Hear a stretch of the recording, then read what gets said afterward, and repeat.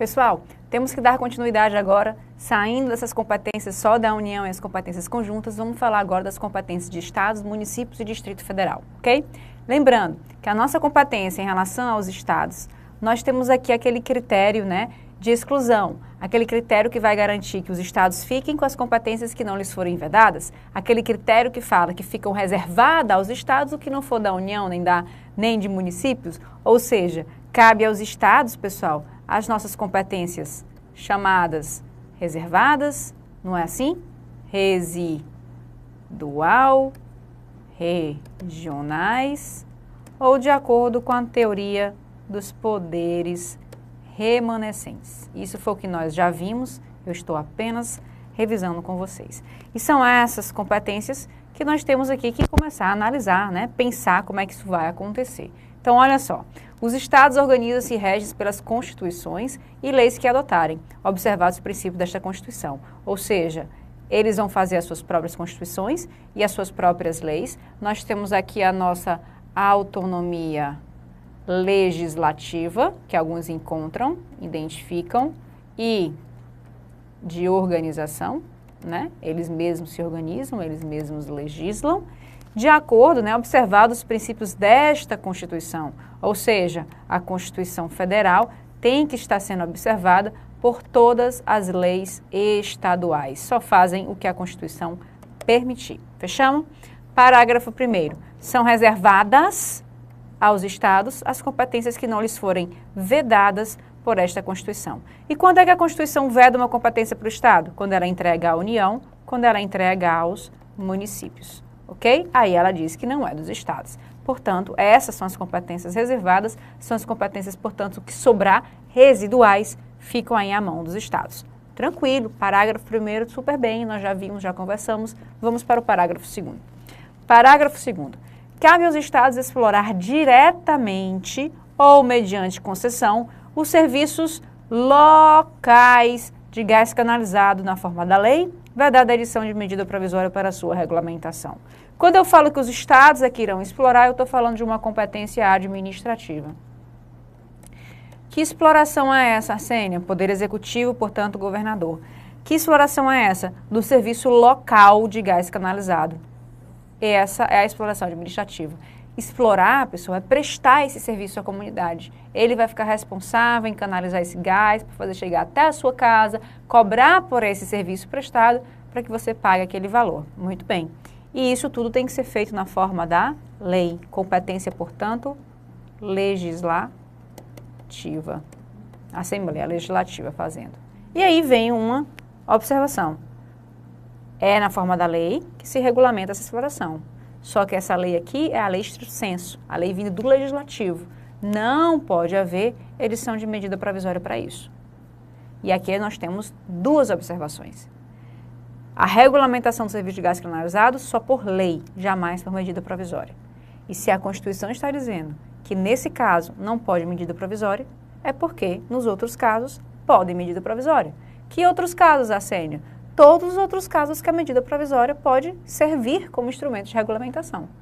Se a Constituição está dizendo aqui não pode medida provisória, é porque ela teve de falar isso daí, porque nos outros casos poderia. É como se eu pudesse ditar medida provisória e tem que ter uma lei dizendo que nesse caso eu não posso. Está aqui a União, a Constituição, na verdade, dizendo que nesse caso medida provisória é vedado.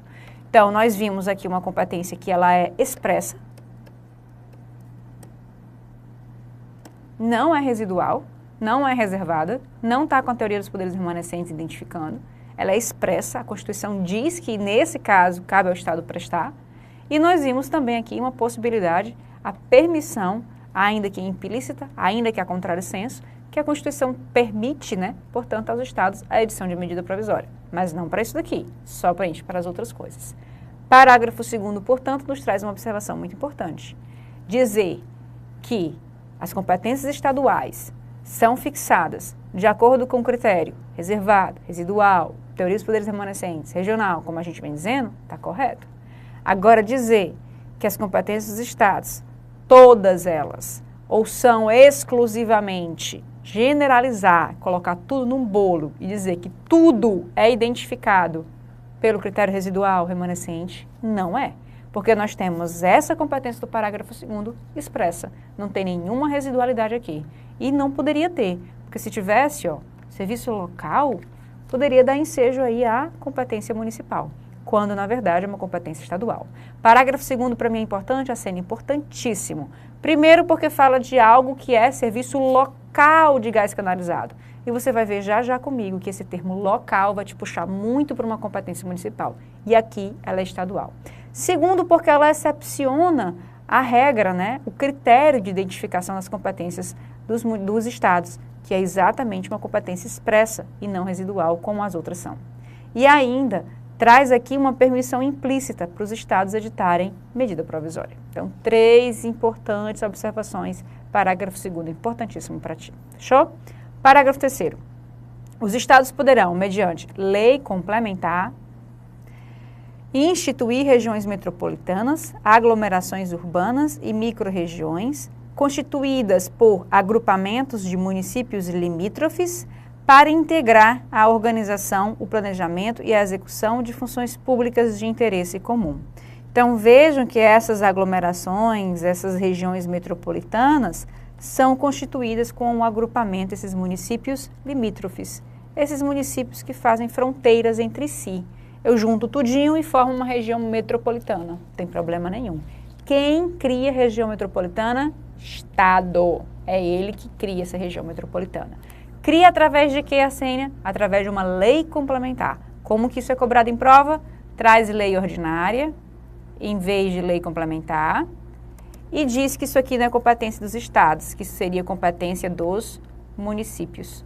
Porque você cansa de ouvir a região metropolitana do município tal. É a região metropolitana de Fortaleza, de Recife, enfim. Região metropolitana, apesar de ser do município, nós temos aí, né, a ideia de competência estadual. Ok? Estados, portanto, através de uma lei complementar que poderão fazer isso. Fechamos, pessoal? Muito bem. Competência aqui dos estados, analisada, vista. Uma questãozinha aqui pra gente, envolvendo tudo, tá? Não apenas a nossa competência estadual. O governador de determinado estado, com base em permissivo da Constituição Estadual respectiva, edita medida provisória para regulamentação e exploração pelo estado, direto ou mediante concessão, de serviço local de gás canalizado. Referida situação é incompatível com a Constituição da República, por quê? E aí? Pode o governador explorar o serviço de gás canalizado? Pode. Mas ele pode fazer por medida provisória? Não. Por medida provisória ele não pode. E aqui é que eu estou falando assim, ó, referida situação é incompatível com a Constituição da República, por quê? Justifique por que é incompatível, já está te dizendo que é incompatível. E o que tem de errado do governador falar sobre a regulamentação do serviço local de gás canalizado? O instrumento que ele usou para essa regulamentação, a medida provisória. Vamos lá. Compete privativamente à União legislar sobre licitação e contratação em todas as modalidades para as administrações públicas diretas autárquicas nacionais da União, Estados, Distrito Federal, Município. Nada a ver. Somente o presidente, porque eu não estou falando, né, de legislação, eu estou falando aqui que é o governador que vai explorar, é ato dele. Somente o presidente da República pode editar medida provisória, sendo vedado as constituições estaduais preverem a possibilidade do governador do estado editá-la. Nós já vimos que os governos de estado podem editar medida provisória, não foi isso? Não podem para explorar o serviço local de gás canalizado, mas para o restante é possível. A exploração do serviço de gás canalizado é matéria de competência legislativa do município, por se tratar de interesse local. Tá vendo, ó? Tá vendo? Tá vendo? FCC. É vedada a edição de medida provisória para a regulamentação da matéria, a despeito de esta ser da competência do Estado, por expressa previsão constitucional. Perfeito, tá? É vedado medida provisória para isso, apesar do Estado poder legislar com medida provisória, dentro dessa expressa previsão constitucional. Letra D, portanto, nosso gabarito. E a letra E, a matéria de competência concorrente, cabendo à União editar normas gerais, não, né? Nós já vimos que a competência é realmente estadual. Fechamos? Municípios, vamos lá conversar sobre eles.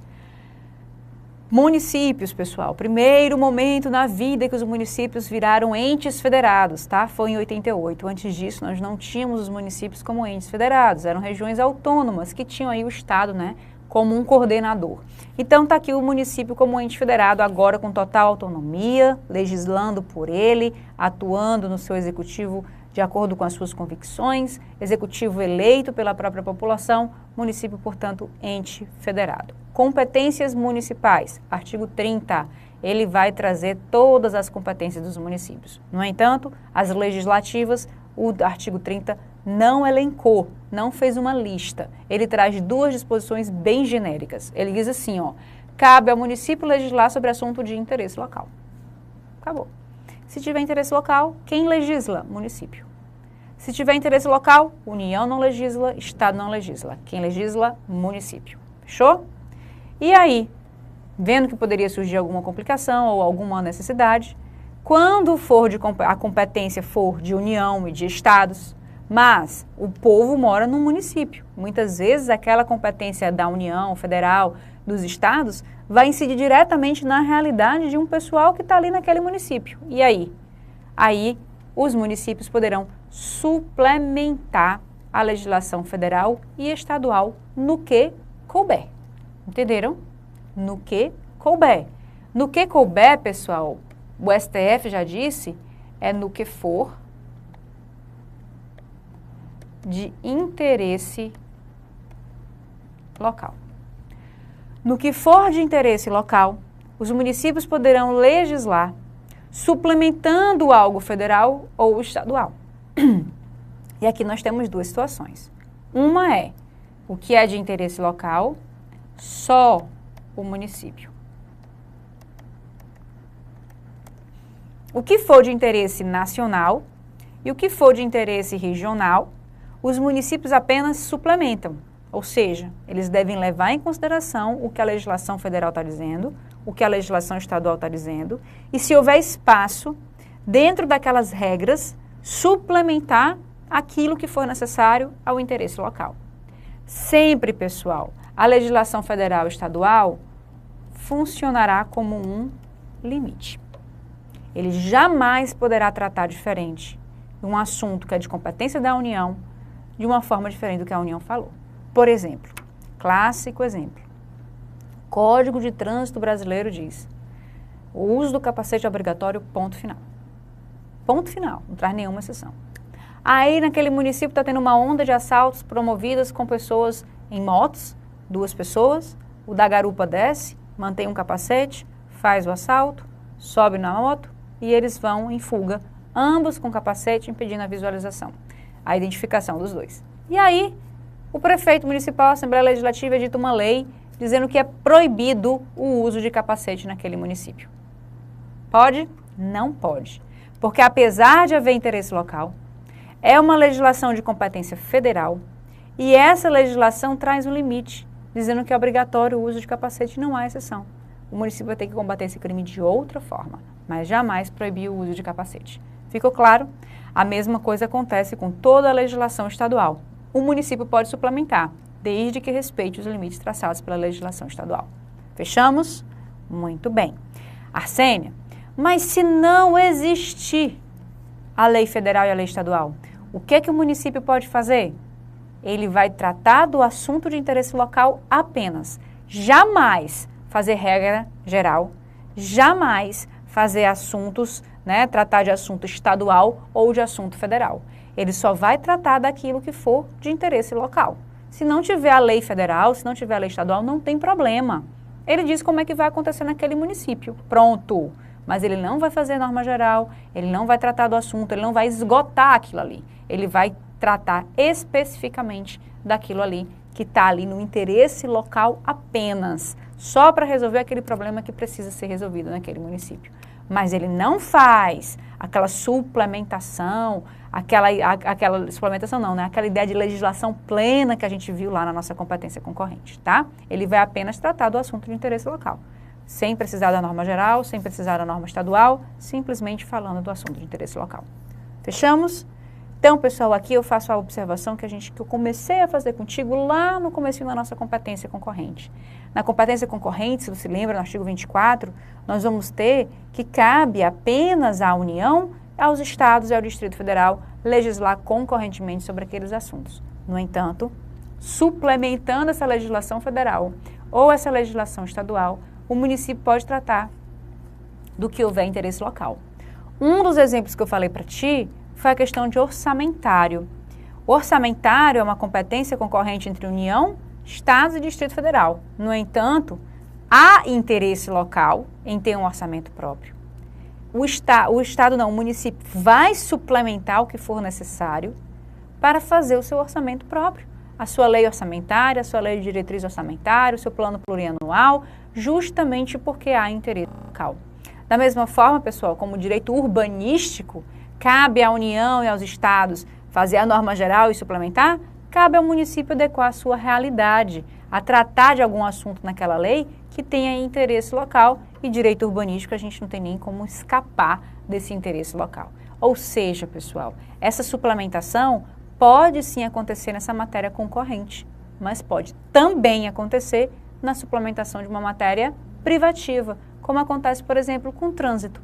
Pode o município, por exemplo, pessoal, simplesmente estabelecer, através de uma lei, um sistema de rodízio de carros.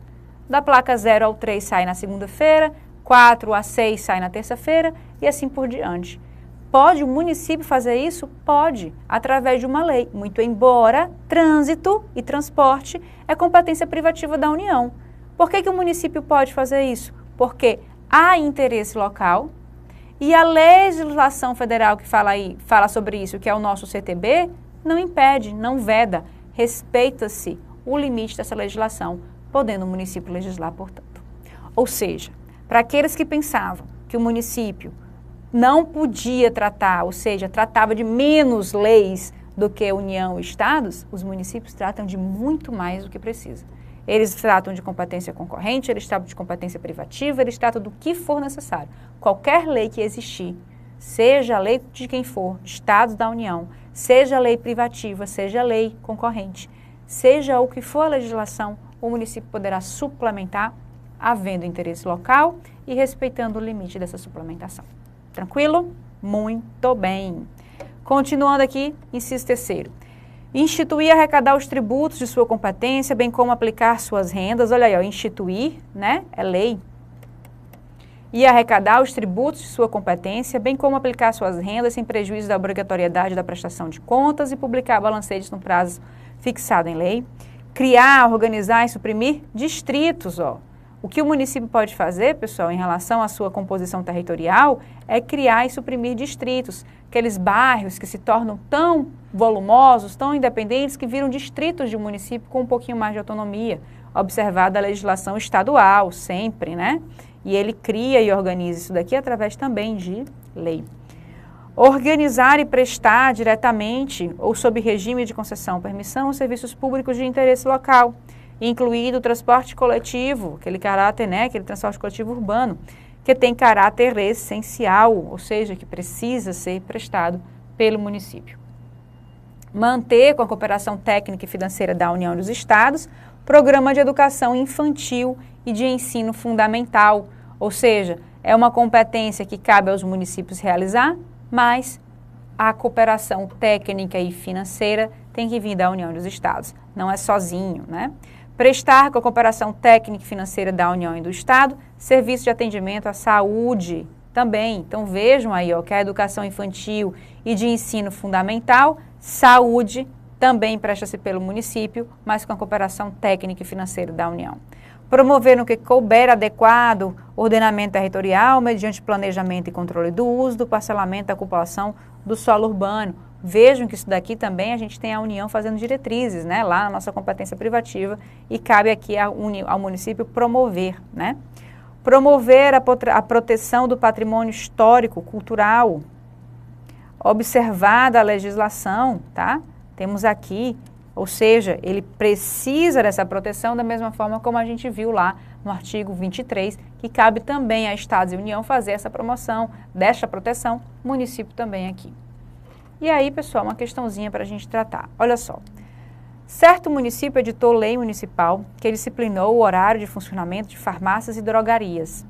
Os sindicatos empregados do comércio da região pretendem impugnar judicialmente a referida norma, sob o argumento de que o município não teria competência para legislar sobre tal matéria. Então, ele vai tratar de horário de funcionamento de farmácias e drogarias. O município vem dizendo que ele não teria competência, tá? O sindicato vem dizendo e quer impugnar isso daí.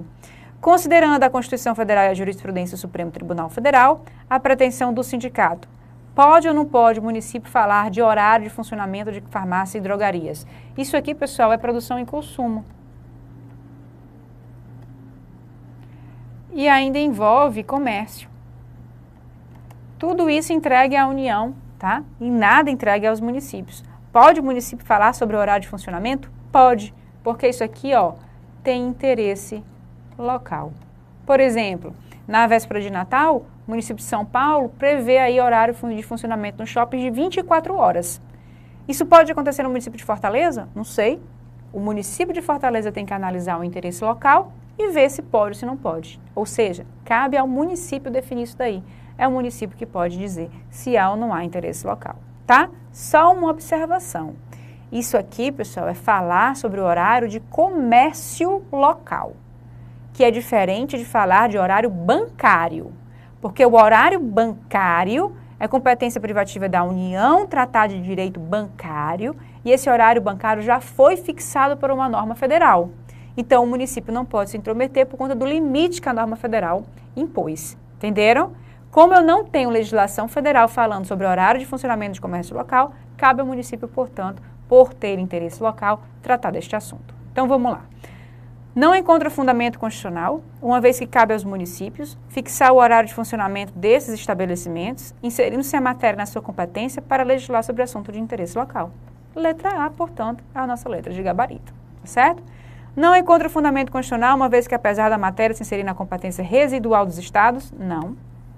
Encontra fundamento constitucional, uma vez que a ausência de norma federal disciplinando a matéria não poderia ser suprida por lei estadual nem por lei municipal, também não, o município não precisa da norma federal para poder agir. Encontra fundamento constitucional, uma vez que inexistindo lei federal a respeito, apenas os estados poderiam legislar sobre a matéria para atender às suas peculiaridades, não, os municípios também poderiam. Encontra fundamento constitucional, uma vez que a matéria insere-se na competência residual dos estados, também não, já vimos que a competência é, portanto, municipal. Continuando aqui, ó, súmula 419 do STF, os municípios têm competência para regular o horário de comércio local, desde que não infrinjam leis estaduais ou federais válidas, né, existentes, produzindo aí algum efeito. Vamos falar agora do Distrito Federal, né? Lembrando que o Distrito Federal é ente federado que vai aí acumular competência de municípios e competência de estados, ok? Olha só, o Distrito Federal vai dar a sua divisão em municípios, reger-se-á por lei orgânica, votada em 2 turnos com interstício mínimo de 10 dias e aprovada por 2/3 da Câmara Legislativa, que a promulgará, atendidos os princípios estabelecidos nesta Constituição.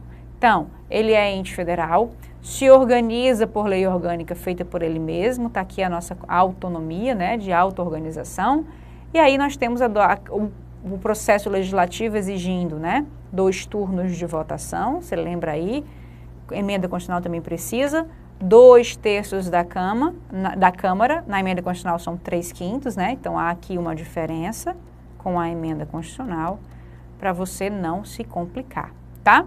E eu tenho aqui a previsão de 10 dias entre um turno e outro, quando na emenda constitucional não há essa previsão. Ao Distrito Federal são atribuídas as competências legislativas reservadas aos estados e aos municípios. Pronto. Tudo que o estado pode fazer, Distrito Federal pode fazer. Tudo que o município pode fazer, Distrito Federal também pode fazer. Fechamos? Olha aí. Questãozinha. A CF dispõe que o rol de competência legislativa do Distrito Federal compreende a totalidade das competências legislativas concernente aos estados e aos municípios. Tá certo, Assênia? Não, jamais, por conta desse terminho, ó, totalidade.